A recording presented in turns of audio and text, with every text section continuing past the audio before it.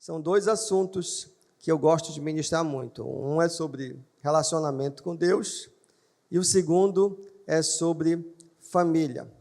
E eu quero convidar você, por favor, abra sua Bíblia comigo para o livro de Hebreus, capítulo 13, versículo 4.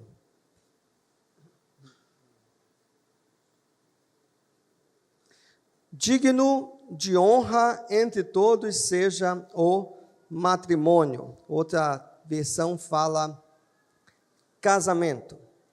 Bem como o leito conjugal sem mácula, porque Deus julgará os impuros e os adúlteros. Também quero que você agora abra sua Bíblia para o livro de Gênesis, primeiro capítulo 1. Gênesis 1, versículo 27 e 28. Assim, Deus criou o ser humano à sua imagem, a imagem de Deus o criou. Homem e mulher os criou. E Deus os abençoou e lhes disse: sejam fecundos, multipliquem-se, encham a terra e sujeitem-na. Eu quero falar para vocês que casamento é uma bênção. E quero te convidar agora, veja esse vídeo conosco que vai aparecer no telão.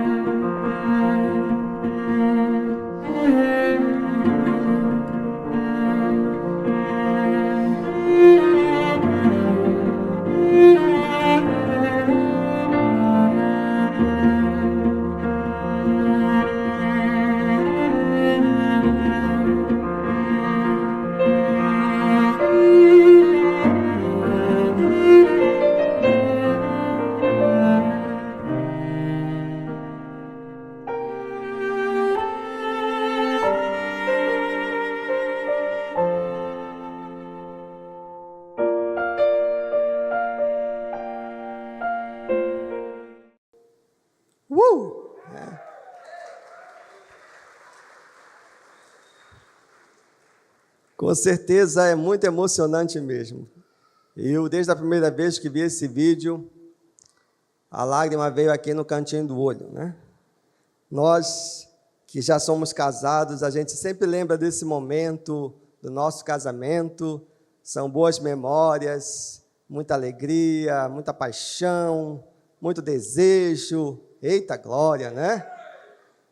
Casar é uma coisa boa demais. Casamento é maravilhoso.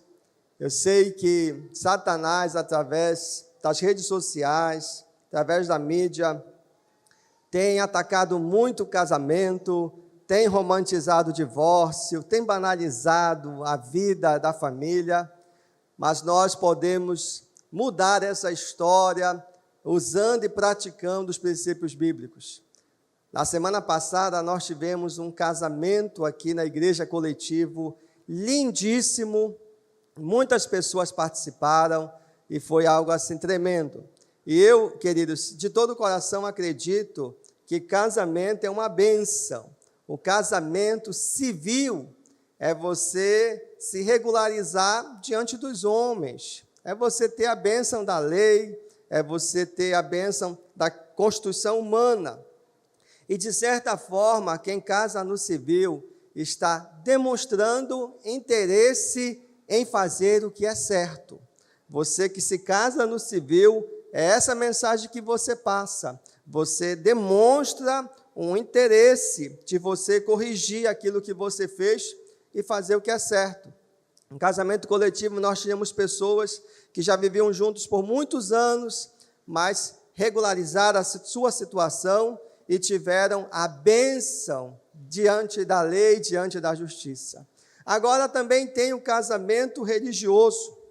Esse casamento religioso é a bênção de Deus. É trazer Deus para a sua família, para o seu casamento. É você querendo demonstrar que você não vai lutar sozinho com a sua esposa. mas que Deus vai te ajudar a ser fiel e a ser leal à sua decisão. A Bíblia fala lá em Eclesiastes que o cordão de 3 dobras não se arrebenta com facilidade. Eclesiastes 4,12 diz assim: e se alguém prevalecer contra um, os 2 lhe resistirão, e o cordão de 3 dobras não se quebra tão depressa. Eu sei que existem muitas explicações desse versículo, mas eu quero que você faça uma comparação comigo agora, sendo esse cordão 3 cordas que vão se entrelaçar. A primeira corda será o homem, a segunda corda será a mulher, e a terceira corda, que vai fazer com que essas 2 sejam fortalecidas, se chama Deus. Queridos, quando você se casa diante da presença de Deus, você está trazendo Deus para a sua família. É interessante, mas é a pura verdade. A vida sem Deus é muito difícil, queridos. Todas as pessoas que tentam viver a sua vida sem Deus, elas lutam muito, têm muita dificuldade, têm muito sofrimento, têm muita miséria, porque é exatamente Deus que organiza a nossa vida, é Deus que nos ajuda na nossa família. Entenda isso, quanto mais perto o casal, o homem e a mulher, está de Deus, mais perto eles estão um do outro. Da mesma forma, quanto mais distante nós estamos de Deus, mais distantes nós estamos um do outro. Nós precisamos colocar Deus no centro. Deus é o alicerce do nosso casamento e da nossa família. Muitas pessoas dizem que a família é a coluna da sociedade. Se tudo estiver bem na sua casa, é interessante como tudo vai bem no seu trabalho, tudo vai bem na faculdade, tudo vai bem com seus vizinhos, você não está brigando com a vizinha lá do lado, né? Porque você está feliz, sua casa está feliz. Também dizem que um homem feliz na casa é um homem feliz, né? Mas uma mulher feliz na casa é uma casa feliz, é uma rua feliz, é uma cidade feliz, né? Então, trazer a alegria, a felicidade para casa é fazer bem a si mesmo, né? Por isso, marido, desde já te aconselho, faça a sua esposa feliz, porque você está fazendo bem para você mesmo. Agora, queridos, eu sei que existem muitos princípios para se ter um casamento feliz e abençoado. E existem muitos conselhos para você, meu amado, ter a sua família sustentada e alicerçada em Cristo. Mas nessa mensagem, eu separei 3 colunas para o seu casamento. 3 colunas. Eu sei que alguns já praticam isso, parabéns. Mas eu sei que muitos de nós precisamos crescer e melhorar muito nessas colunas. A primeira coluna e mais importante do casamento se chama aliança, compromisso. Você volta lá para Gênesis 1, 27. Quando Deus, ele cria Adão e Eva, ele faz uma aliança com eles. E eles também fazem uma aliança um com o outro. A Bíblia fala que esse é o primeiro casamento da história. Um casamento baseado em compromisso, em aliança. É como se o casamento fosse um ofício, uma posição, aonde você, querido, assume responsabilidades. Você disse sim para o seu cônjuge, lembra disso? Você colocou uma aliança como essa no dedo do seu cônjuge. E agora, querido, você tem um compromisso com essa pessoa. A questão é que muitos de nós temos um compromisso muito superficial. O pessoal mais antigo, assim, dos nossos pais em diante, quando eles chegavam em casa, geralmente a esposa, a mulher, já tinha falado para os meninos assim: menino, essa coxa de galinha Ainda fala coxa de galinha, né, amor? Essa coxa de galinha é do teu pai, não é para comer. Porque, irmão, menino não perdoa a comida, né? Adolescente, o que ele vê na frente, come tudo. E aí, todo mundo na casa, tudo bem, a coxa de galinha é do papai. Esse bife aqui do olhão, o grandão, é do teu pai. E aí ninguém mexia no bife do papai. Isso era um sinal de compromisso, de responsabilidade um com o outro. Aonde uma pessoa pensava no outro, uma pessoa se importava com o outro, uma pessoa dava valor para o outro. Queridos, nós temos, como eu falei, um nível muito superficial de compromisso. Às vezes a nossa palavra vale mais para fora do que para dentro de casa. Você promete algo para um amigo seu, para um colega seu do trabalho, e você se sente numa obrigação enorme de cumprir aquilo. Mas você fala algo para a sua esposa, ou fala algo para os seus filhos, e muitas vezes o nível de compromisso que você dá para a sua família é muito pequeno, é muito superficial. Nós precisamos entender que a base do casamento é Jesus, mas uma das colunas mais importantes é a aliança, é o compromisso que você fez.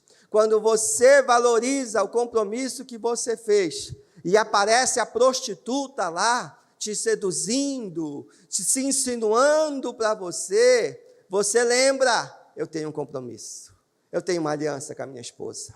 Eu não vou me entregar para ninguém, porque eu fiz um compromisso, eu tenho uma responsabilidade.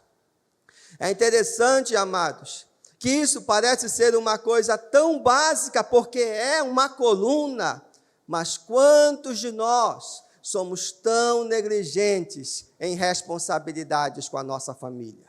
Quantos de nós não temos credibilidade dentro da nossa casa, porque prometemos e falamos coisas que nunca cumprimos? Irmãos, o casamento começa com Deus e se sustenta em Deus, não no homem. O casamento é uma instituição espiritual. Sabe qual é a comparação de compromisso que Deus faz na Bíblia? Jesus com a sua igreja. Eu sei que mesmo os homens desse culto de celebração, a Bíblia chama todas as pessoas de igreja. E como igreja, nós somos a noiva de Cristo. Jesus é comparado com o marido e a igreja é comparada com uma noiva. Qual é o nível de compromisso de Jesus com a sua noiva? Efésios 5, 25. Olha só. Maridos, amai a vossa mulher, como também Cristo amou a igreja e a si mesmo se entregou por ela. Você percebe o nível de compromisso de Jesus? Ele deu a própria vida pela sua noiva, pela igreja. O nível de compromisso que eu e você temos que ter pelo nosso casamento é estar disposto a sacrificar a nossa própria vida para salvar o nosso casamento, para salvar o nosso cônjuge, para salvar o nosso relacionamento. Quantas pessoas, por motivos tão banais, se separam e se divorciam? Quantas pessoas, querido, e olha só, como eu falei no início dessa mensagem, estão acreditando nessa romantização do divórcio, essa romantização da incompatibilidade de pensamentos. Não, pastor, é porque eu penso de um jeito, a minha esposa pensa de outro, nós vamos nos separar. Querido, pelo amor de Deus, você não pode basear o seu casamento em algo tão frágil que são esses pensamentos humanistas. Seu casamento tem que ser alicerçado em Jesus, mas com uma coluna forte de compromisso. Querida esposa, aconteça o que acontecer, eu não vou te deixar. Lembra do casamento? É na tristeza ou é na alegria? É na doença, é na saúde, é na pobreza, é na riqueza, é comendo salsicha, é comendo ovo, né? Porque o ovo está caro, por isso que o ovo ficou do lado da riqueza aqui, né?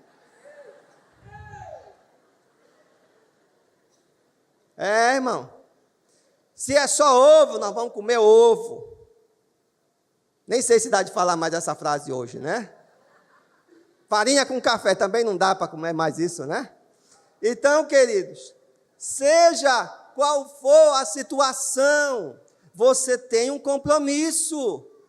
Querida esposa, nós fizemos um compromisso e nós vamos até o final da nossa vida com isso.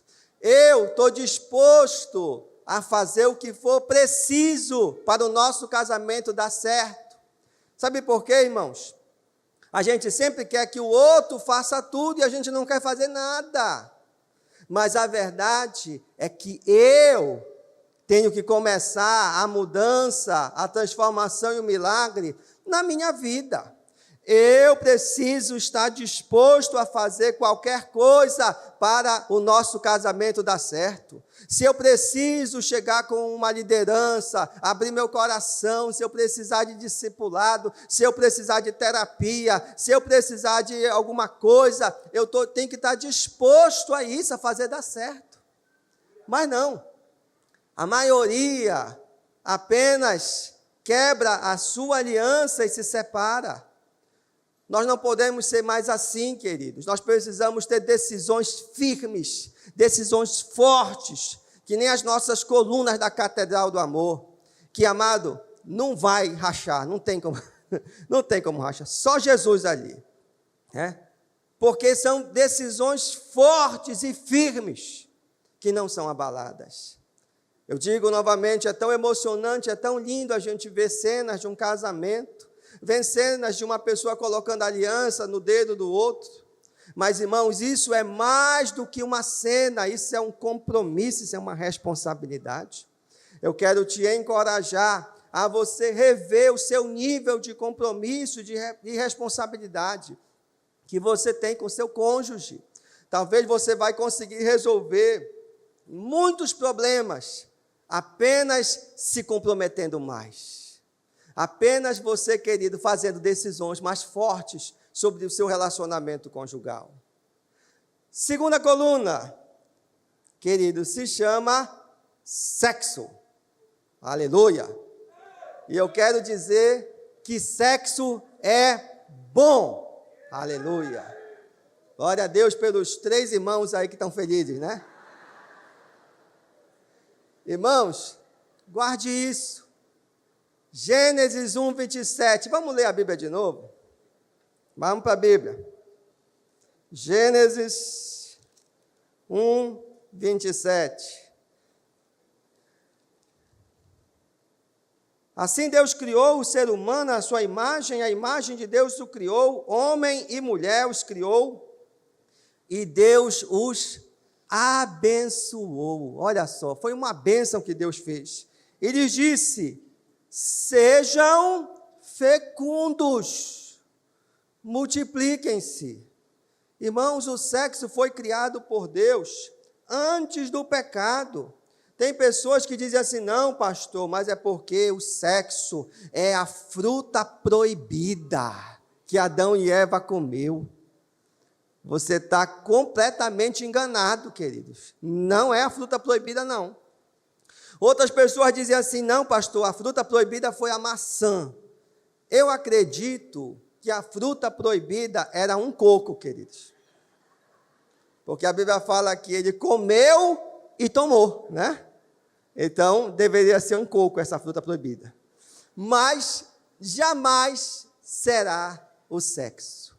Quem perverte o sexo é o homem. Porque o homem, ele tira do lugar que Deus colocou o sexo e ele, então, transporta para a sua própria vontade. O problema não é sexo, o problema é o lugar do sexo. Qual é o lugar do sexo? Primeiro versículo que nós lemos juntos. Volte lá, Hebreus, capítulo 13. Digno de honra entre todos seja o casamento, bem como o leito conjugal sem mácula. Essa palavra leito, querido, ela é uma palavra grega. Ela foi traduzida em várias versões. Algumas versões falam cama. Mas a outra linguagem, outra tradução para leito, é a palavra coitus. Essa palavra coito também é usada no português. É a palavra que descreve uma relação sexual, uma intimidade sexual. Então, meu amado irmão, o lugar do sexo é dentro do casamento. Nessa hora, ninguém nem olha para o lado, né? No culto das 7 da manhã, que o pessoal gosta de dormir, eles estavam bem assim. E aí, de vez em quando, dá uma cutucada em alguém, né? E aí, queridos, o lugar do sexo é dentro do casamento. Fora do casamento, sexo é pecado e é maldição.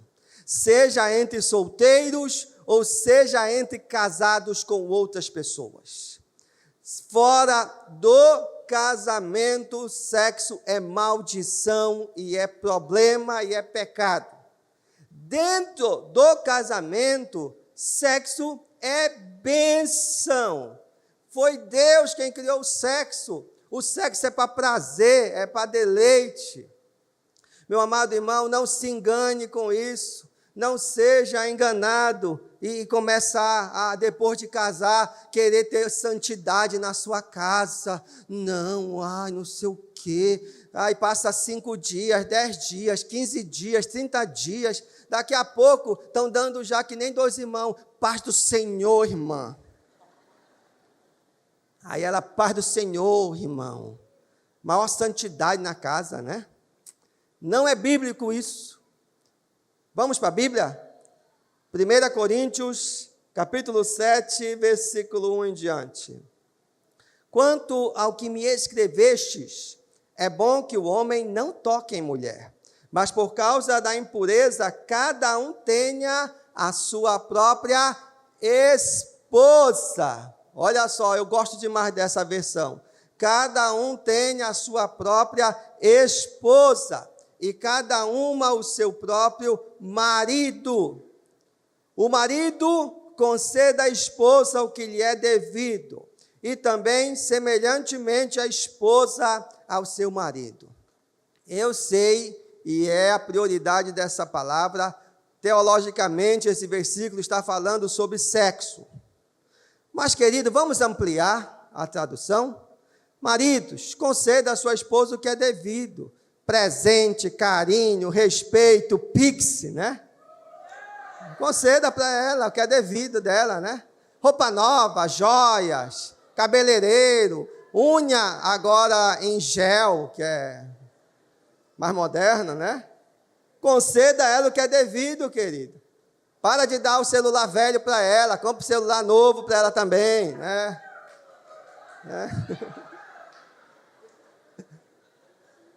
É porque tem gente que assim, eu vou comprar esse iPhone 16 top da galáxia. Tá aqui, amor, pega o meu velhinho aqui. Não, irmão, tem que conceder o que é devido.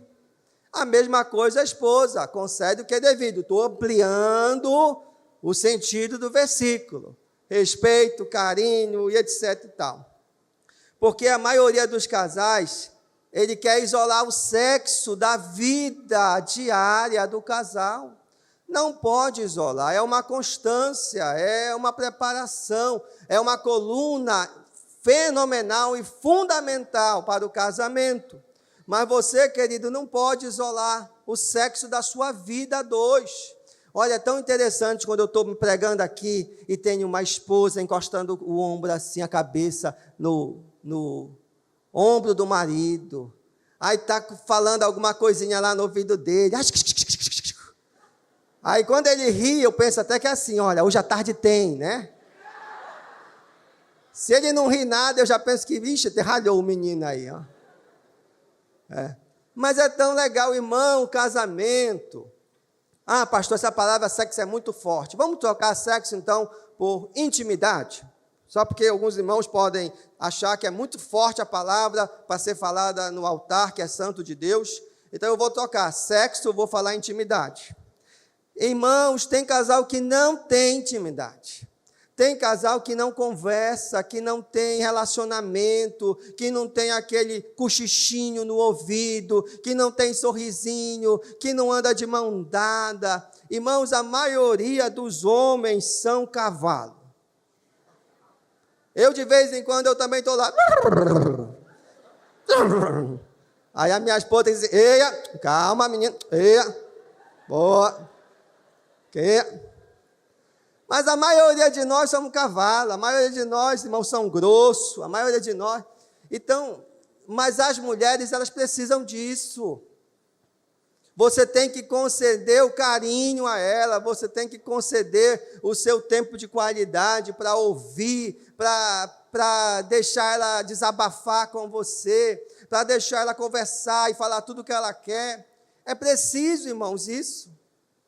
Intimidade, ela se completa na união íntima do sexo. Mas a intimidade, a gente vê claramente um casal que tem intimidade. Ele chega na igreja junto, de mão dada. Geralmente, quando eles não estão muito bem na intimidade, o marido vai na frente lá. E a esposa vem atrás, carregando o menino aqui no colo, puxando o outro. Geralmente, esse casal precisa crescer em intimidade. É muito claro no culto, eu estou falando aqui no culto, irmão, que a gente sempre parece ser santo. A gente vê olhando os casais, aqueles que estão sorrindo, felizes, e aqueles que estão... Então a gente precisa restaurar essa coluna da intimidade no nosso casamento. Sabe, irmãos, algumas pessoas falam assim, não, pastor, você está enganado, o que segura casamento é filho. A maior mentira que você já ouviu na sua vida é essa. Filho não segura casamento de ninguém, queridos.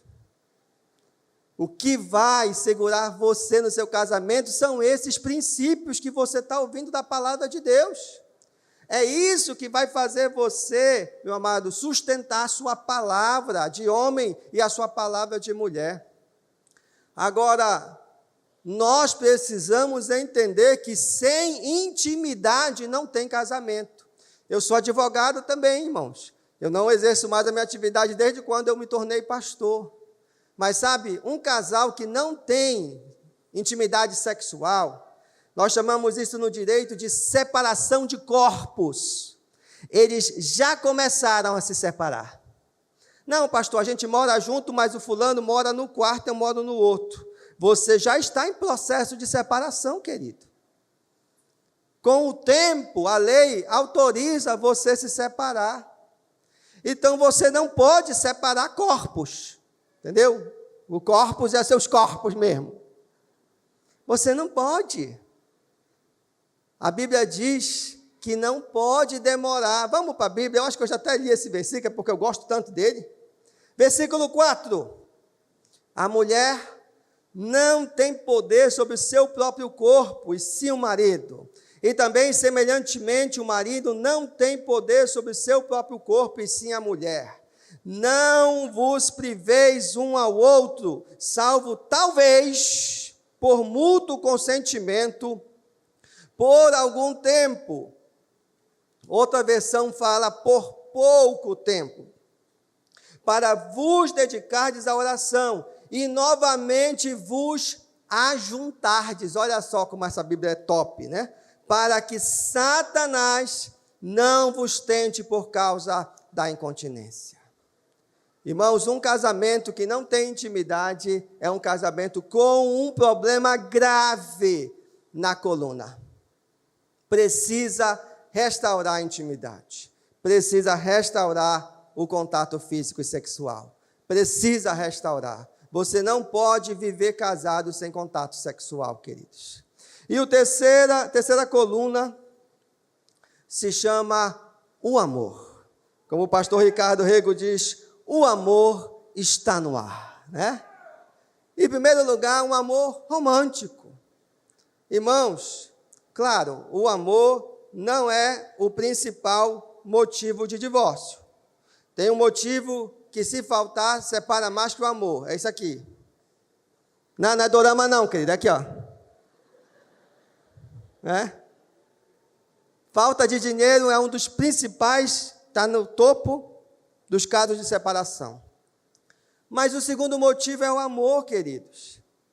Irmãos, nós precisamos reativar o amor no nosso casamento, o romantismo, o carinho, as palavras agradáveis, os elogios. Você precisa ativar. Irmãos, eu fico com crise, eu me arrepio toda assim, o velho homem quer voltar.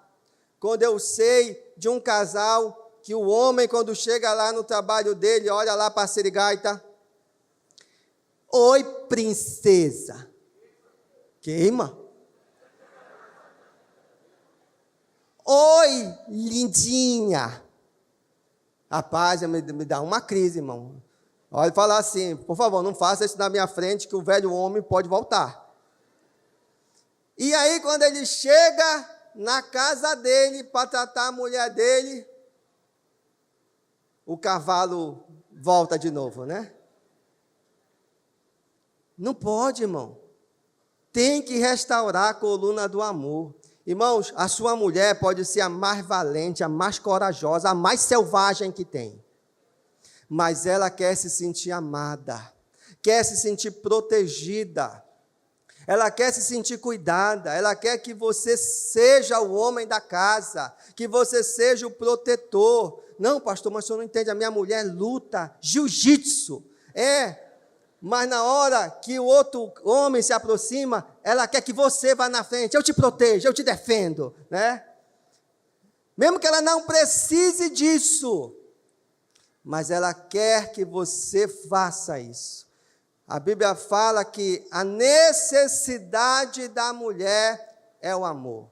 É por isso que no casamento lá de 1 Pedro 3 fala, maridos, amai as vossas esposas. Porque Deus criou a mulher assim, com essa carência, com essa necessidade de ser amada, de ser cuidada. Irmãos, nós precisamos de volta restaurar a coluna do amor. Eu acho muito estranho eu falar para minha esposa assim, Natalina, me agonia tudo isso aí. Eu não consigo falar para ela Natalina, chamar ela pelo nome dela. Amor, tesourinho, princesa Catinha. Aí, dependendo da situação, vai gravando, né? Leoa. Mas o nome, irmão, é estranho, o marido chamando a esposa pelo nome. Fulana, vem cá. Mas que fulana, rapaz? Papai está chamando o pipoqueiro lá. Irmão, já falei isso um monte de vezes, vou falar muito mais até quando o Espírito Santo mandar. Esposa tem que ter tratamento VIP. É verdade, querido. Aleluia. Irmãos, com esposa, você tira, calibra a voz, pede assim para o Espírito Santo, tira o grave. Amor, amor, amor, amor, amor, amor, amor. Pede para o Espírito Santo tirar o grave da sua voz, aí você vai botando um agudo até ficar bem maciozinho. Sabe aqueles homens que assustam o bebê está aqui, começa a fazer teste com o neném, querido. Enquanto você estiver assustando o neném, você está assustando sua esposa também. Aí você tem que tirar esse calibre dessa voz grossa, dessa postura de homem grosso com a sua esposa, seja delicado, que agora está se viciando em séries de televisão, porque há uma carência interior do romance, há uma carência de olhar o... É porque a maioria nem é traduzido, né? Há uma carência, perdão, querido. Perdão, tá? Perdão. Extrapolei. Mas há uma carência do romance. Há uma necessidade do romance. Então, nós precisamos resgatar o romantismo. Agora, não é só o romantismo. A Bíblia fala de um amor ágape, um amor verdadeiro. E tem um capítulo na Bíblia sobre amor. 1 Coríntios, capítulo 13.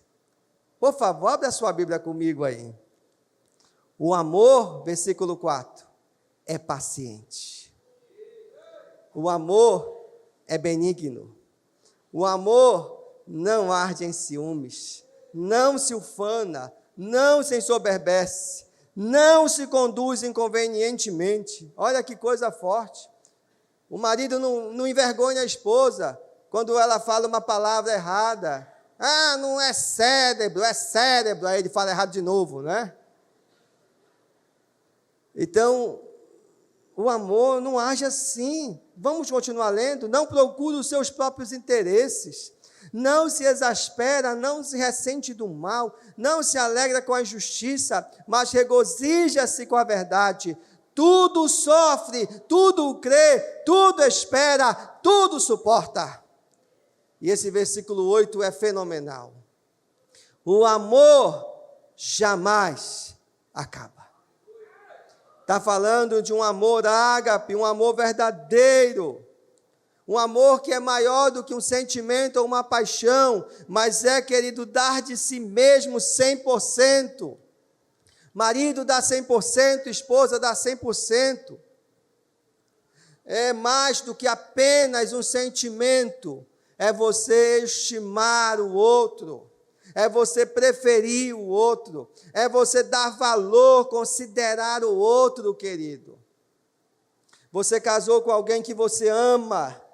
Então, amados, é importante isso.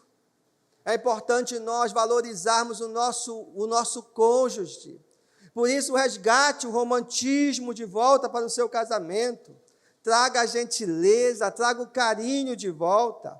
Traga o diálogo, irmão. É necessário você voltar para aquelas conversas pela madrugada, que vocês ficavam até horas e horas conversando, sonhando juntos, falando de problemas, mas também falando dos projetos, falando daquilo que vocês querem conquistar. Quantos casais são estranhos? O marido chega na casa com um carro um mês, no outro mês está com outro carro, a esposa vai fazer uma pergunta, e não te mete no meu negócio. Não sabe nada da vida do outro, não conversa de nada, compra casa, vende casa, faz um monte de negócio, não tem acordo nenhum. Querido, como é que você quer sustentar o seu casamento se você vive só, isolado? É necessário você voltar. Isso é prova de amor. É preciso perdoar e pedir perdão, queridos.